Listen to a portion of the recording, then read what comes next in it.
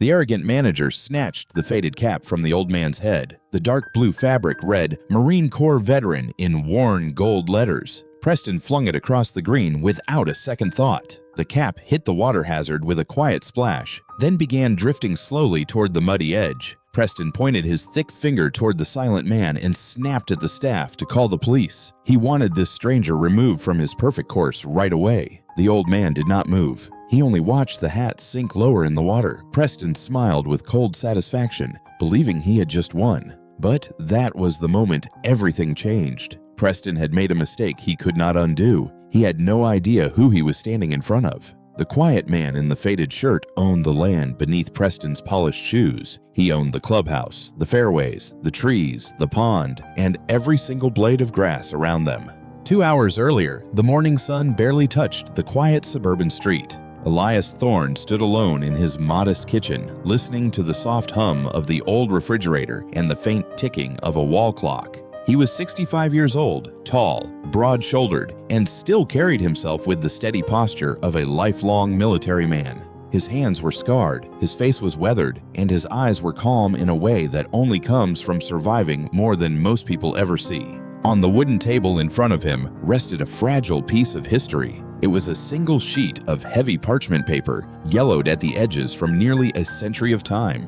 The black ink had faded, but the words were still clear enough to carry enormous weight. The deed had been signed in 1924. It was not a souvenir. It was not a family story passed down at holiday dinners. It was a binding land agreement, a document that tied his bloodline to one of the most valuable properties in the county. For Elias, that paper was more than proof of ownership. It was memory. It was sacrifice. It was his grandfather's hands, his father's long nights, and every hard choice his family had made to hold on to the soil. He folded the parchment with careful fingers and slid it into the front pocket of his faded green polo shirt. He did not dress like a wealthy landowner that morning. He did not put on a tailored suit. He did not wear a silk tie or polished dress shoes. He stepped into worn khaki pants, the seams slightly frayed from years of use. Then he laced up his old black military boots. The leather was scuffed, cracked in places, and permanently marked by time, but they still fit him like a promise. He had served as a Marine Corps colonel. He had stood in places where fear was real and comfort was rare. He knew the weight of duty. He knew the cost of freedom. He also knew that true strength did not need to announce itself. Before leaving, Elias reached for his favorite cap. It was dark blue, simple, and faded from years of sun. Across the front, in gold letters, it read, "Marine Corps Veteran." He placed it on his head and pulled the brim low over his eyes. In the hallway mirror, he did not see a rich man. He saw a survivor. He saw a son. He saw the last guardian of a family promise. He picked up his keys and walked out into the cool morning air. His destination was Oakridge Country Club, the most exclusive property in town. It sat only a few miles away, tucked behind tall gates and ancient oak trees. People spoke of it with envy. Its members spoke of it with pride. It was known as a sanctuary for powerful people, a place where wealth was displayed quietly but never humbly. The clubhouse had marble floors, polished brass fixtures, and a dining room where one meal could cost more than a working family's weekly groceries. Elias was not going there to play golf. He did not care about the famous 18-hole course. He did not care about the private locker rooms, the expensive cocktails, or the spotless carts lined up in perfect rows. He cared about the dirt beneath all of it. He cared about the land his grandfather had bought when it was still rough and wild. He cared about whether the people using that land had honored it, or whether they had turned it into a place where human worth was measured by shoes, watches, and membership cards. He climbed into his old rusted pickup truck. The engine coughed once, then roared awake. He gripped the worn steering wheel with both hands and took a long breath. The lease on Oakridge had lasted 99 years. It had expired that very morning. For almost a century, the club had operated on land owned by the Thorne Family Trust. Most members never knew. Some executives likely forgot. Others may have assumed that old papers and old families no longer mattered. But Elias had not forgotten.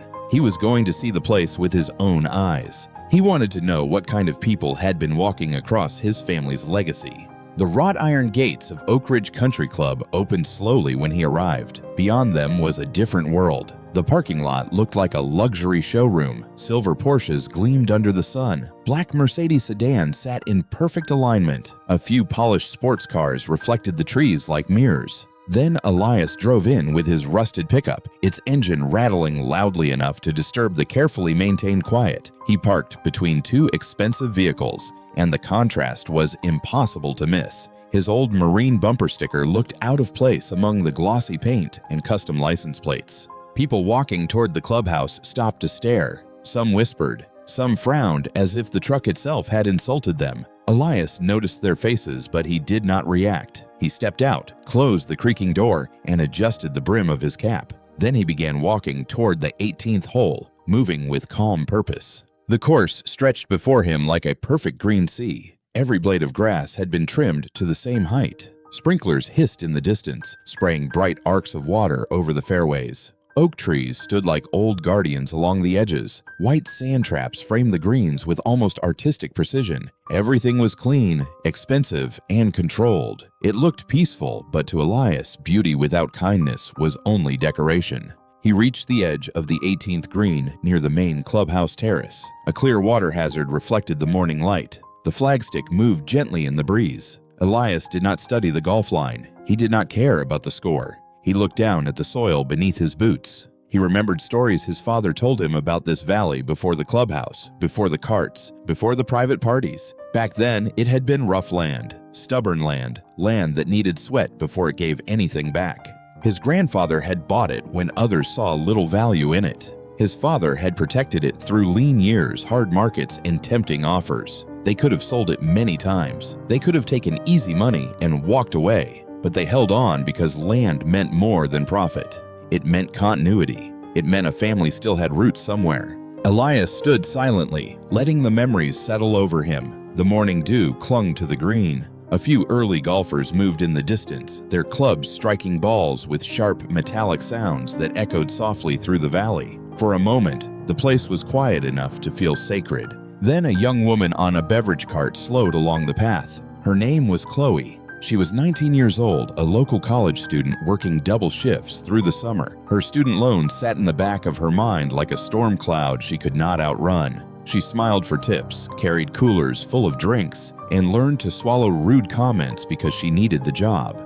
At Oakridge, the unwritten rules were clear. Never speak unless spoken to. Smile even when someone snaps their fingers at you. Move quickly. Be grateful. Stay invisible. Chloe noticed Elias near the water hazard. He did not look like the members she served every day. He had no designer logo on his shirt. His boots looked heavy and worn. But when she saw the gold letters on his cap, her expression softened. Her older brother was serving in the military. She understood what that symbol meant, or at least she understood enough to respect it. She slowed her cart and watched quietly. Elias lowered himself onto one knee. The dew soaked through the fabric of his khakis. He placed his scarred hand against the grass and brushed his fingers over the surface. Beneath the trimmed green was dark soil, rich and cool. He closed his eyes. The smell of damp earth and oak leaves brought his father back to him. He could almost hear the man's voice, steady and tired, reminding him that some things are worth protecting, even when nobody else understands why. It was a private moment, gentle and deeply human, but it did not last. A white golf cart came racing around the bend. Its tires tore across the fairway much too fast. The driver slammed the brake, and the cart skidded sideways, carving ugly tracks into the grass. Wet dirt kicked up behind it. The man who stepped out looked furious before he had even said a word. Preston Sterling was 42 years old, the executive manager of Oakridge Country Club. He had built his entire identity around status. A pastel cashmere sweater hung over his shoulders. His white leather shoes were spotless. A heavy gold Rolex flashed on his wrist. His sunglasses were expensive, his haircut precise, and his posture full of the kind of confidence that depends on having people afraid to challenge you. He marched toward Elias with his face twisted in disgust. He looked at the faded polo, the muddy boots, the old cap, and decided he already knew the whole story. To Preston, worth was visible. It came stitched into labels, parked in the right spaces, and printed on bank statements. If he could not see it, he did not believe it existed. He demanded to know what Elias was doing there. He asked who had allowed him onto the course. He mocked him for being lost and suggested he was looking for a bus stop. His voice grew louder with every sentence because he wanted people to hear. He wanted the golfers on the nearby fairway to see him defending the club from someone he considered beneath it. Elias rose slowly to his full height. He looked down at Preston with calm, steady eyes. He did not apologize. He did not explain himself. He did not step back. His silence annoyed Preston more than any insult could have. Preston was used to people shrinking under his authority. He expected fear, embarrassment, and quick obedience. Elias gave him none of it. Preston stepped closer, carrying the sharp scent of expensive cologne into the morning air. He told Elias that Oakridge was private property. He said it was reserved for elite paying members, successful executives, and people of influence. He said it was not a public park and not a place for someone wandering in off the street. He spoke as if the grass, the trees, and the sunlight had all been approved by his office. The contrast between them could not have been clearer. Preston adjusted his cashmere sweater and flashed his watch in the sun. Elias stood grounded in a faded shirt and worn boots, looking like a man who had nothing to prove. Preston asked if he understood real money. He bragged that the initiation fee alone was $200,000. He said a man dressed like Elias could not afford to breathe the air inside the dining room. Elias did not blink. He allowed the words to fall one by one. He knew exactly what Preston was doing. He also knew that people reveal themselves most clearly when they think there are no consequences. Preston ordered him to leave immediately. He pointed toward the parking lot and said Elias should return to whatever rusted vehicle had carried him there. He warned him never to come near the gates again. Then he threatened to have him removed by the police if he refused. Still, Elias said nothing. He simply reached toward the front pocket of his polo shirt, where the folded deed rested over his heart. Chloe watched from her beverage cart, gripping the steering wheel until her knuckles turned pale. She saw the way Preston spoke to the older man. She saw the cap. She saw the Marine Corps pin near the brim. Her stomach tightened. The scene felt wrong in a way that was impossible to ignore. She reached into the cooler, pulled out a cold bottle of water, and stepped off the cart. Her legs felt unsteady. She knew Preston's temper. She knew he could cost her the job she needed, but she also knew that standing nearby and doing nothing would stay with her longer than any paycheck. She walked across the grass and stopped beside Elias. In a soft, nervous voice, she offered him the water. It was a small act, but it carried more dignity than anything Preston had said all morning. Preston turned on her instantly. His face flushed dark red. He swung his hand and knocked the bottle away. It hit the ground and burst open, spilling cold water across the green. Chloe flinched, shocked by the suddenness of it. Preston stepped into her space and reminded her that she was replaceable. He brought up her college tuition, her loans, and her need for summer work. He told her to get back to her cart before she lost everything she was working for. Chloe backed away, tears filling her eyes. She returned to the cart with her head lowered, humiliated in front of the same wealthy people she served every day. Preston smiled. He enjoyed the silence around him. No one stepped forward. No one defended her. The golfers watched from a distance, uncomfortable but still. That silence seemed to feed Preston's ego. But Elias had seen enough. The old soldier's hand paused at his pocket. His eyes shifted from calm to cold. Not violent, not reckless, just deeply disappointed. Preston had not merely insulted him. He had threatened a young woman who had shown kindness. That crossed a line Elias would not forget. Preston pulled a silver money clip from his pants and peeled off a few small bills. He tossed them at Elias's boots as if throwing scraps. He told him to pick them up and leave. He suggested Elias had come begging for leftovers from rich people, the bills scattered across the damp grass. Then Preston noticed the cap again. The gold Marine Corps veteran lettering caught his eye, and his expression turned cruel. He mocked the hat. He asked if Elias had bought it secondhand to pretend he had served. He said real heroes did not trespass on private property. His voice carried across the green, sharp and careless. For a moment, even the golfers seemed to understand that he had gone too far. The air changed. The cap was not just fabric. It represented years of service, sacrifice, and quiet pride. Preston treated it like a costume. Elias looked down at the money, then back at Preston. He had faced real danger in his life. He had stood beside brave men and women in places where character mattered more than clothing. A manager in a pastel sweater did not frighten him. What troubled him was how easily Preston confused wealth with worth. Elias slowly reached again for the folded parchment in his pocket. His movement was deliberate and peaceful, but Preston misread it completely. In his mind, the old man's calm had become a threat. His fear rose quickly, wrapped itself in pride, and turned into action. Without warning, Preston lunged forward. He grabbed the cap from Elias's head and ripped it away. Elias did not step back. Preston held the hat high, staring at the gold letters with contempt. Then he turned toward the water hazard and threw it as hard as he could. The cap spun through the humid air. It crossed the green in a slow, terrible arc. The entire course seemed to fall quiet. It landed in the pond with a small splash. The fabric floated for a few seconds, then began to sink, darkening as the water pulled it down. The ripples spread, then faded.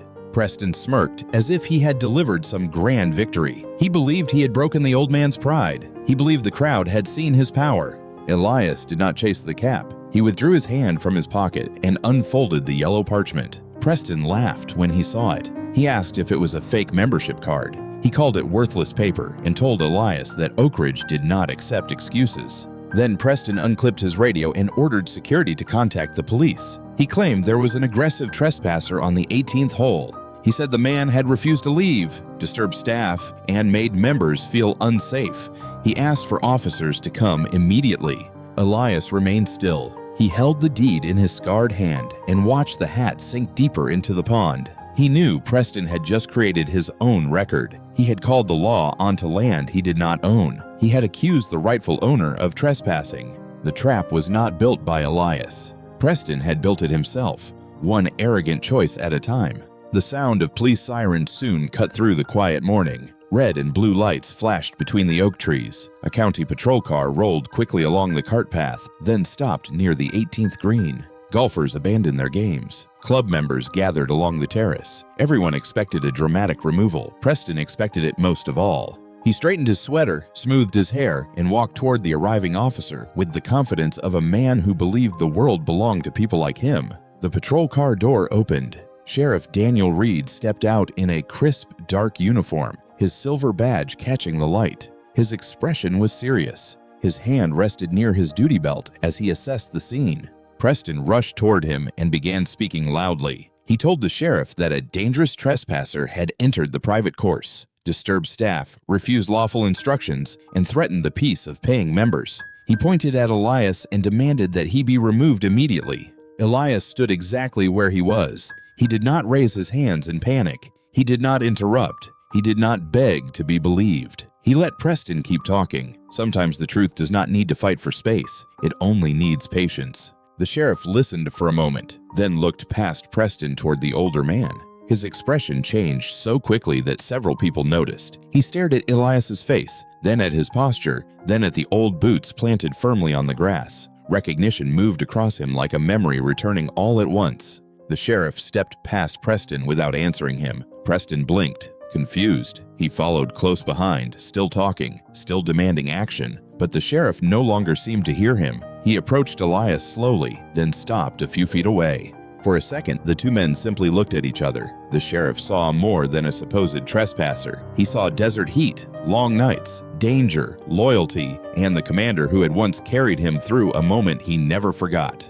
Years earlier, before he wore a county badge, Daniel Reed had served under Colonel Elias Thorne. He owed the man more than respect. He owed him his life. Preston grew impatient and clapped his hands sharply, telling the sheriff to do his job. That single sound seemed to freeze in the air. The sheriff turned his head slowly. The look he gave Preston was enough to silence him. Then he faced Elias again. He brought his boots together, straightened his back, and raised his right hand in a crisp military salute. "Good morning, Colonel Thorne," he said clearly. "It is an honor to see you again, sir." The words landed across the course like thunder. Colonel Thorne! The wealthy members stared. A golf club slipped from someone's hand and fell softly onto the grass. Chloe lifted her head from beside the beverage cart, her eyes wide. Preston's face lost its color. The old man he had mocked was not a drifter. He was not a fraud. He was a decorated veteran, a former commander, and a man the county sheriff respected deeply enough to salute in front of everyone.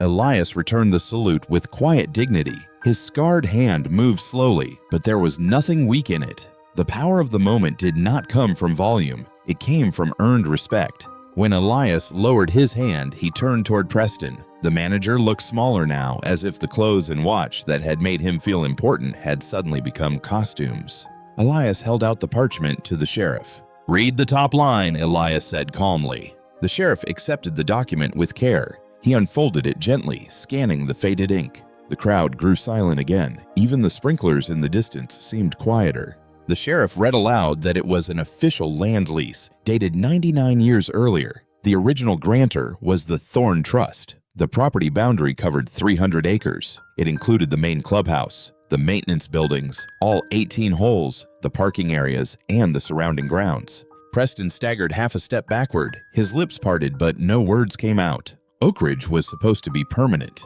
It was supposed to belong to people like him, or at least to the corporation he served. The idea that all of it rested on someone else's land seemed impossible. Elias stepped closer. His voice remained even. He explained that his grandfather had purchased the valley when it was nothing but rough ground and stubborn brush. The club's founders had wanted a private place to build their dream. They leased the land, built their fairways, raised their clubhouse, and enjoyed the property for generations. But they never bought the soil beneath it. They rented the privilege to stand there. Then Elias asked the sheriff to read the final expiration clause. The sheriff looked down again. The commercial lease he read expired that morning at exactly 8 o'clock. Elias lifted his wrist and glanced at his old black military watch.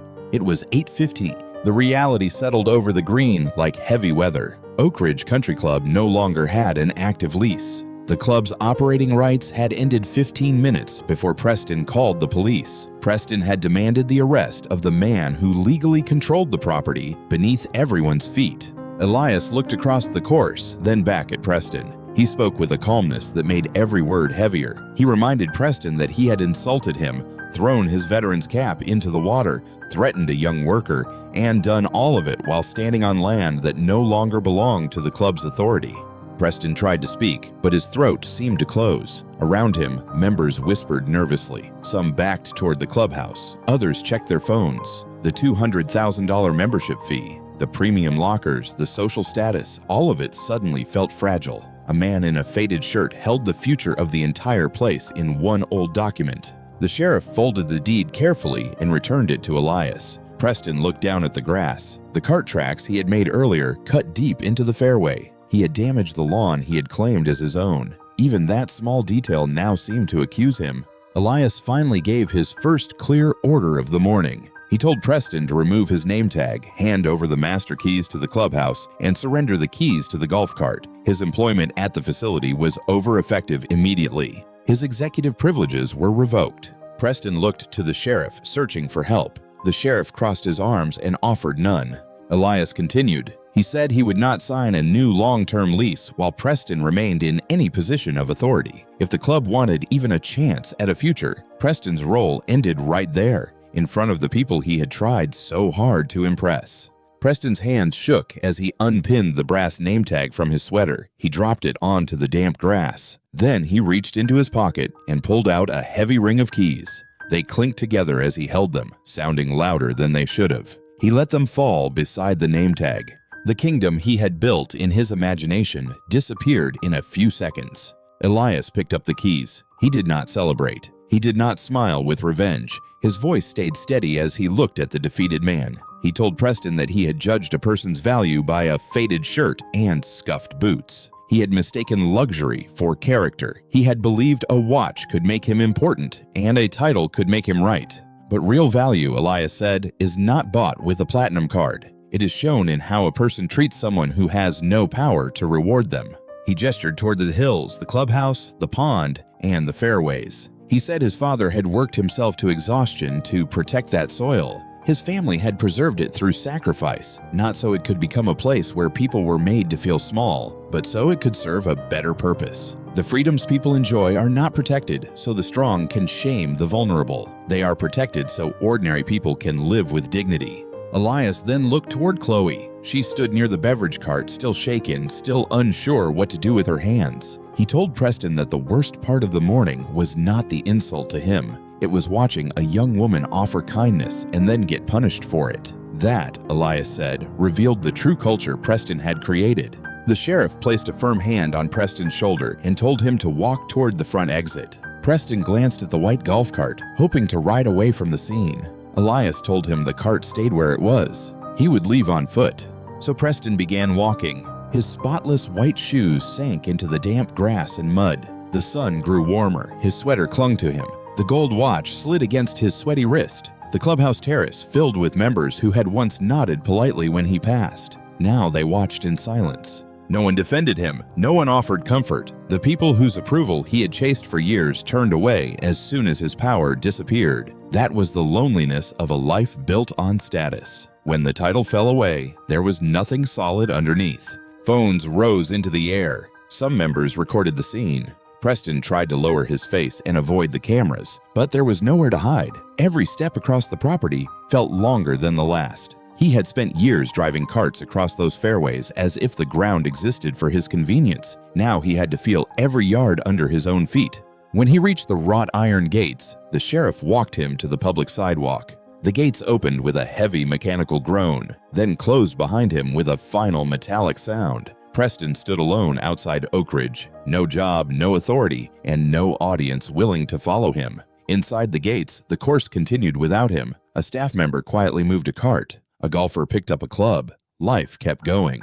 The place he thought he controlled had let him go as easily as a bad habit. Back on the 18th green, Elias turned toward the pond. His cap still floated near the muddy edge, soaked and darkened with algae. He walked down the slope, knelt, and reached into the cold water himself. He pulled the cap free and brushed away the dirt with patient fingers. Then he stood and looked toward Chloe.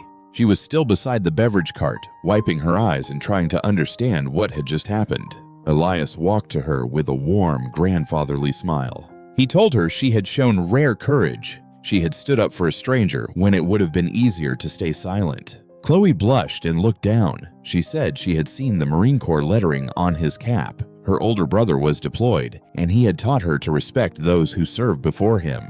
Elias nodded. He understood the weight behind her words. Then he asked if Preston had been telling the truth about her student loans. Chloe hesitated, embarrassed, then admitted that she was trying to hold everything together.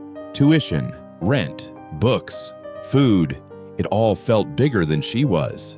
She had needed the job badly enough to endure things she knew were wrong. Elias listened without interrupting. Then he told her that effective immediately, she would become the new director of guest services at Oakridge. Her pay would be doubled. She would receive full benefits. She would have authority to redesign how the club treated staff, guests, veterans, families, and the wider community. No employee would be expected to swallow disrespect for tips. No worker would be treated like furniture. No guest would be measured by the price of their shoes. Chloe covered her mouth with both hands. Tears came again, but this time they were different. The burden on her shoulders did not disappear completely, but for the first time in a long while, she felt like someone had seen her as a person. Elias looked back across the course. The damage on the green would need repair. The club's paperwork would need lawyers. The members would need answers, but those were small problems compared with the one that had been exposed. Oakridge did not need better landscaping. It needed a better heart. Exactly 1 month later, the gates of Oakridge Country Club looked different. The strict security checkpoint had been removed. The old brass signs that once warned visitors about private access and exclusive membership were gone. Construction workers had taken down the cold barriers that made the place feel like a fortress. In their place stood a simple welcome sign, clean and modest, with words that would have been unthinkable under Preston's rule. The property was still beautiful, the fairways were still green, the oaks still offered shade, the clubhouse still stood proudly at the center of the valley, but the spirit of the place had changed. Elias rewrote the operating charter from the ground up. The club would still host events, maintain the course, and remain financially responsible, but it would no longer exist only for the wealthiest people in town. Every weekend, the course opened free of charge to active duty service members, veterans, first responders, teachers, nurses, and local families invited through community programs. The old $200,000 initiation fee no longer stood like a wall between ordinary people and the beauty of the land. The dress code changed as well. Neatly kept clothing was still expected, but dignity no longer depended on designer labels. Denim appeared on the fairways. Work boots stood near sand traps. Plain cotton shirts replaced stiff outfits chosen only to impress strangers. Children laughed near the practice green. Grandparents sat under umbrellas watching the younger ones learn how to swing. The parking lot no longer looked like a luxury car exhibit. Family minivans parked beside old pickups. Scratched motorcycles rested near sedans. People arrived in vehicles that showed real life, not just wealth. Inside the clubhouse, the marble still shined, but the silence was gone. Staff members spoke freely. Guests learned their names. The dining room served simple meals on community weekends. Grilled hamburgers, fresh lemonade, and warm plates that made people feel welcome rather than tested. The atmosphere changed from polished judgment to honest warmth. Chloe took her new role seriously. She trained staff to lead with respect, but she also trained members to understand boundaries. No snapping fingers, no mocking uniforms, no humiliating workers, no treating service as permission to belittle someone. The rules were simple because decency should not need a long handbook. Some old members complained. They said Oakridge had lost its prestige. Elias listened politely and told them that prestige without kindness was not worth protecting. Some left. Many stayed. A surprising number admitted that the club felt better than it had in years. The place was louder now, less perfect, and far more alive. One sunny Saturday afternoon, Elias returned to the 18th hole. He walked rather than rode. His steps were slow but steady. He wore the same faded green polo, the same worn khakis, and the same old black boots. On his head was the dark blue cap with gold letters. It had dried after its day in the pond. A faint stain remained near the brim, but Elias did not mind. Some marks remind us what something survived. Near the water hazard, 3 generations of a military family were playing together. A retired Navy sailor helped his grandson line up a putt while the boy's mother laughed from the edge of the green. Nearby, a nurse who had worked long night shifts all year shared a golf cart with her father. A teacher sat under an oak tree, eating lunch with her children. The valley no longer felt like a showroom. It felt like a community.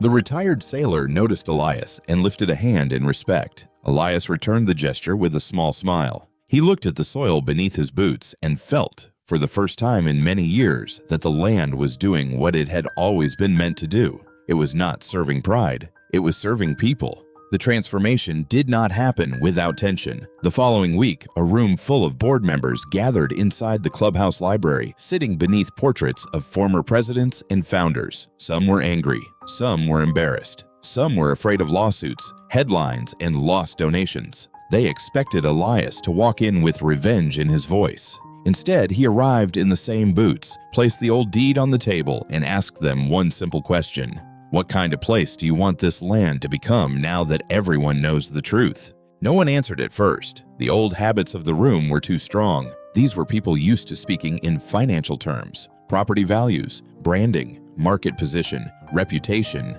membership retention. Elias listened to all of it. Then he reminded them that land does not remember status. Grass does not care who paid the initiation fee. Oak trees do not bow to expensive watches. A place becomes honorable only when the people in charge choose to make it honorable. He told them that Oakridge could continue as a club, but not as a fortress. It could be beautiful, but not cruel. It could serve members, but not by treating workers as invisible. It could host weddings, tournaments, and business dinners, but it also had to host veterans, students, public servants, and families who had never once been told they belonged in a place like that. He made it clear that anyone who wanted the old culture could leave with dignity. Anyone who stayed would help build something better. A few board members resigned before the meeting ended. They claimed the club was losing its identity. Elias did not argue. He simply said that sometimes losing the wrong identity is the first honest step toward gaining a better one. Others stayed silent for a long time, then slowly began to nod. They had seen Preston's behavior. They had seen Chloe's courage. They knew the public story was only part of the truth. Oakridge had tolerated small acts of disrespect for years because those acts rarely happened loudly enough to embarrass the people in charge. Elias was forcing them to look directly at what they had chosen not to see. Chloe's first month as director of guest services was not easy. Some employees trusted her right away because they knew she had stood where they stood. Others were cautious. They had heard promises before. They had been told that workplace culture mattered, then watched powerful people behave the same way the next day. Chloe understood that trust does not arrive because someone announces a new policy. It arrives slowly, after people see the policy protect them. She started with simple changes. Every staff member had a name badge large enough to read. Every new employee received training that included dignity, boundaries, and how to report mistreatment without fear. Members were informed that disrespect toward staff would lead to consequences, no matter how long they had belonged to the club or how much they donated. For the first time, the people who carried towels, served food, cleaned floors, and drove carts had written protection that actually meant something. Then Chloe did something Elias admired deeply. She created a quiet scholarship fund for local students working at the club. Not a flashy public campaign, not a photo opportunity, just a steady fund supported by event revenue and voluntary member contributions. The first time she announced it to the staff, several young workers looked away because they did not want anyone to see them crying. They knew what a few $1,000s could mean. It could mean keeping a car running. It could mean buying books without skipping meals. It could mean breathing a little easier at night. Elias watched Chloe lead with a kindness that still had backbone. She did not become harsh just because she had authority. She did not copy Preston's style and simply aim it in a different direction. That mattered to him. Too many people suffer under cruelty, then mistake cruelty for strength once they finally get a turn in charge. Chloe chose something better. She proved that firmness and compassion can stand in the same room. Sheriff Reed returned to the club 2 weeks after the incident, not in response to an emergency, but as a guest. He arrived with his wife and his teenage daughter on a community Saturday. He seemed almost uncomfortable walking onto the course without a duty to perform. Elias met him near the practice green, and for a moment the two men stood together quietly, both remembering years neither of them needed to explain.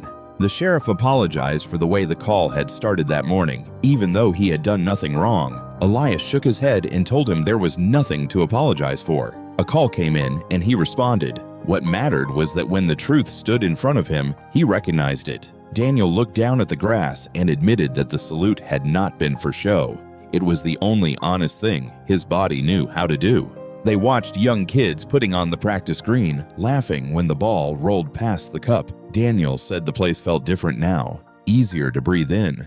Elias smiled and said that was because fear had been moved out of the way. Not all fear, of course. Human beings carry fear everywhere, but the kind of fear that makes workers lower their eyes and guests measure their worth at the door, that kind had no place on his family's land. One afternoon, a delivery driver arrived at the clubhouse with a small package. It was addressed to Elias. Inside was a plain envelope, and inside the envelope was a short handwritten note. The writing was stiff, uneven, and clearly difficult for the sender. Preston had written from another town. He did not ask for his job back. He did not try to justify what he had done. He wrote that he had watched the videos online and barely recognized himself. He said losing his position had forced him to face a truth he had avoided for years. He had confused being obeyed with being respected. Elias read the note twice, then folded it and placed it in a drawer. He did not announce it. He did not tell Chloe. He did not share it with the board.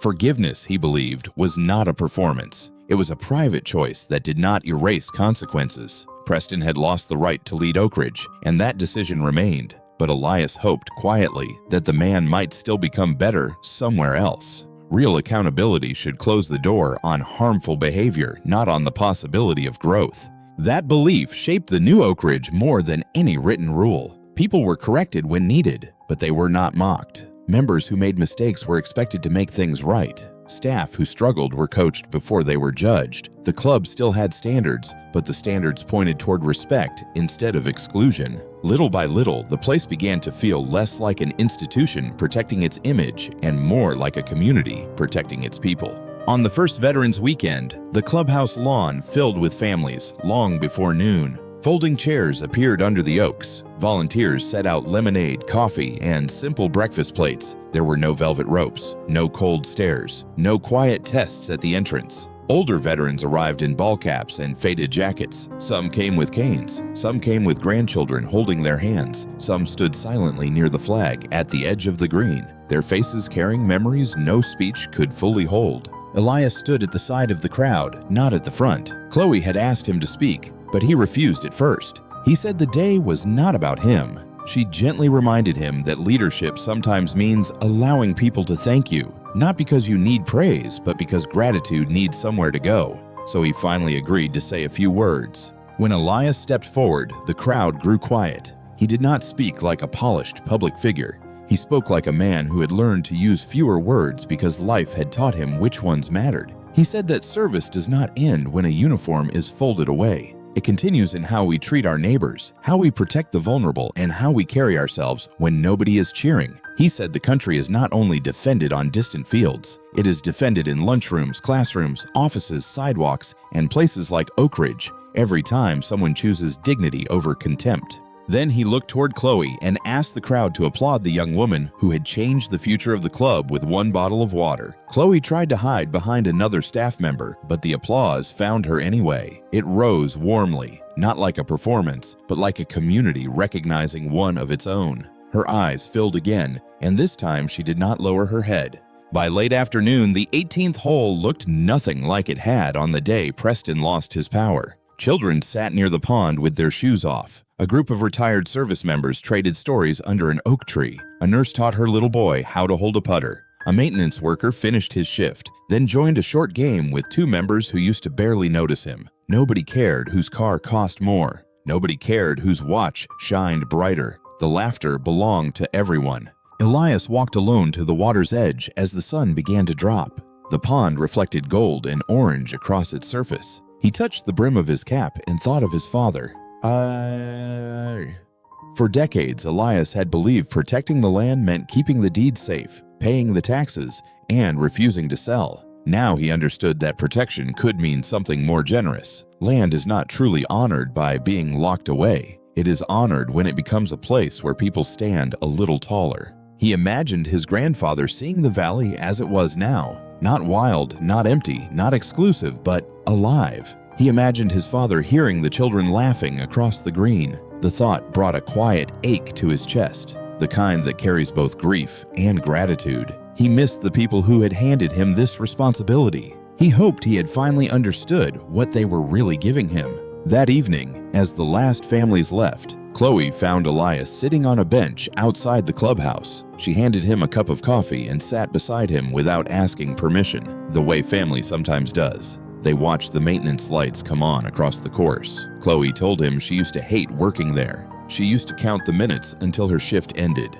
Now, she said, she felt proud walking through the doors. Elias told her that pride was a good sign, but comfort should never make them careless. Every place, even a good place, can drift if good people stop paying attention. Culture is not repaired once and then left alone forever. It has to be cared for like grass, watered, trimmed, protected from weeds, and open to sunlight. Chloe smiled and said that sounded like something only a soldier who owned a golf course would say. Elias laughed softly, and for the first time all day, he looked his age in the best possible way. Tired, peaceful, and grateful. The lessons from Oakridge did not stay behind the gates. Local businesses began asking Chloe about her staff policy. A nearby restaurant adopted a stronger rule against customer mistreatment. A school invited Elias to speak about leadership and quiet courage. Sheriff Reed used the story in community training, reminding new officers to listen before assuming the loudest person is telling the truth. One painful morning had become a seed, and that seed kept growing in places no one expected. That is how change often works. Not all at once, not in a perfect line. It begins when one person refuses to accept a small wrong as normal. Then another person sees that courage and finds their own. A bottle of water becomes a turning point. A salute becomes a revelation. A faded cap becomes a reminder. An old deed becomes not just proof of ownership, but an invitation to rebuild. And maybe that is why the story stays with us. We understand Preston because we have all seen people misuse small pieces of power. We understand Chloe because we have all faced moments when speaking up felt risky. We understand Elias because somewhere inside us, we hope that patience, dignity, and truth still matter in a noisy world. The story asks us to decide what kind of person we will be before the dramatic ending arrives, because most real-life tests do not come with music, cameras, or witnesses. They come quietly in everyday moments when someone near us is being dismissed, mocked, or made to feel alone. In those moments, kindness is not weakness. It is a decision to protect the humanity in the room. Respect is not something we save for people who impress us. It is the starting point for how we should meet everyone. And power, when we are lucky enough to have it, should be used like a shelter, not a weapon. The story of Oakridge Country Club is not only about a deed, a manager, or a dramatic reversal of fortune. It is about how quickly people reveal their hearts when they believe someone has nothing to offer them. Preston saw an old shirt, worn boots, and a faded cap, and he decided that was enough to judge an entire life. Chloe saw the same man and chose kindness. That one choice changed everything. We never truly know who is standing in front of us.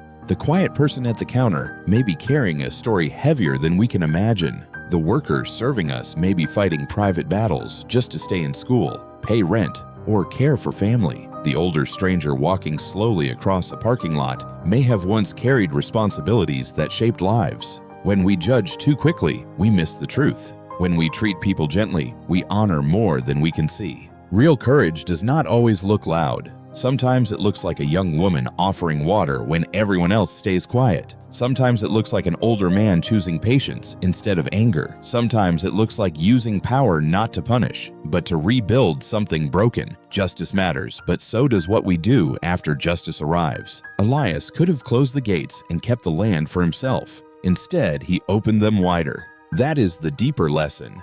Authority is not proven by how harshly we can speak to others. Wealth is not proven by what we can afford. Leadership is proven by what we protect. Character is shown in small moments, in how we treat workers, strangers, older people, young people, and anyone who cannot benefit us.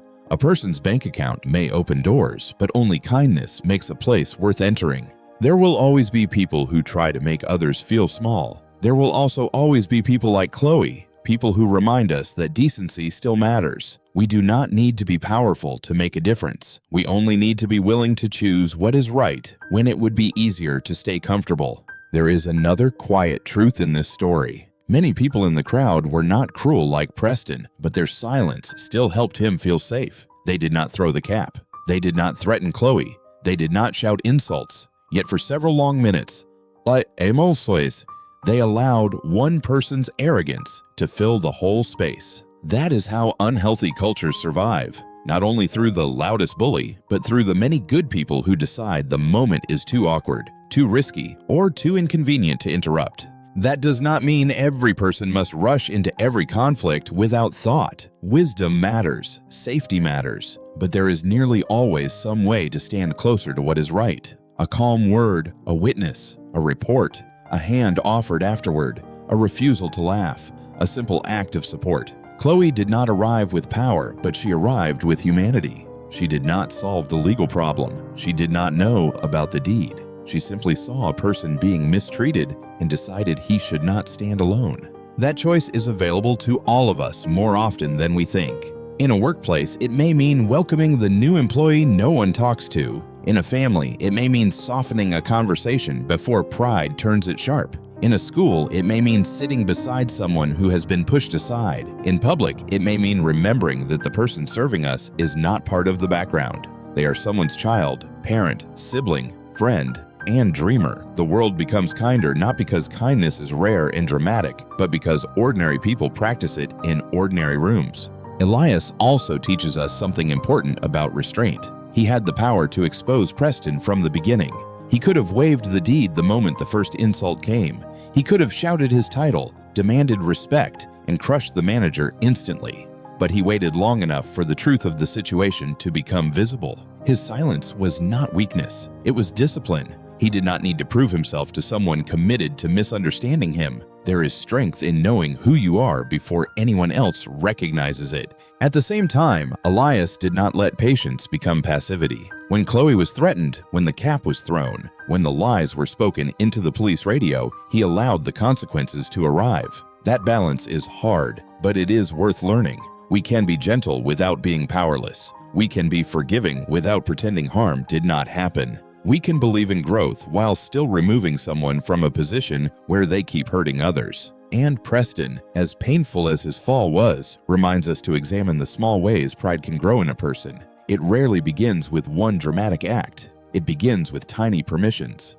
Looking down on someone's clothes, ignoring a worker's name, believing money makes our time more valuable than another person's dignity, laughing when someone else is embarrassed. Over time, those small choices build a version of ourselves we may not recognize until life holds up a mirror. The hope in this story is that mirrors can change people.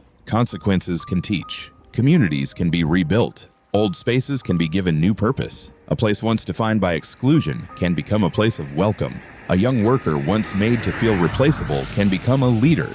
A veteran who came to inspect a lease can end up restoring dignity to an entire valley. None of that erases the hurt that happened, but it shows that hurt does not have to have the final word. So the next time we meet someone who looks tired, ordinary, or out of place, may we pause before judging. May we offer patience before suspicion. May we remember that every person carries a history we cannot see. And may we use whatever influence we have, large or small, to leave the world a little kinder than we found it. Because in the end, the land we stand on, the titles we hold, and the things we own will all outlast our pride. What remains is the way we treated people when we had the chance to be kind.